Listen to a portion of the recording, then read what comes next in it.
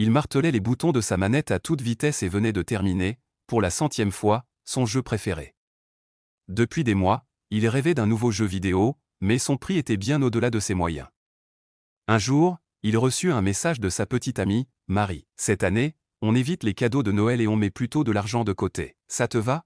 En levant les yeux, il aperçut l'appareil photo de Marie posé sur une étagère. Quelques semaines plus tôt, il lui avait échappé des mains. Depuis, une fissure traversait l'objectif et chaque photo était marquée par une ligne au milieu de l'image. Il savait qu'il aimerait lui offrir un nouvel objectif pour Noël. Pour réunir l'argent nécessaire, il accepta tous les petits boulots qu'il pouvait trouver, promener des chiens, déneiger les allées du voisinage, livrer des repas tard dans la nuit. Il allait même jusqu'à se priver de certains repas afin d'économiser le moindre centime.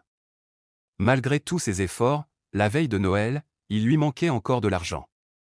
Assis devant sa console de jeu, son bien le plus précieux, il comprit ce qu'il devait faire. Sous la neige, il parcourut la ville à vélo et vendit sa console. La somme obtenue lui permit enfin d'acheter l'objectif dont Marie avait besoin. Le matin de Noël, il lui tendit un petit paquet emballé dans du papier journal. Lorsqu'elle découvrit le nouvel objectif, ses yeux se remplirent de larmes. Puis, avec un sourire, elle lui remit à son tour un cadeau. À l'intérieur se trouvait précisément le jeu vidéo qu'il désirait depuis si longtemps. Surpris, il se demanda comment elle avait pu se l'offrir. C'est alors qu'il remarqua un détail, l'étagère où reposait habituellement son appareil photo était vide. Marie avait vendu son appareil, tout comme lui avait vendu sa console. Aucun des deux ne pouvait réellement profiter du cadeau reçu.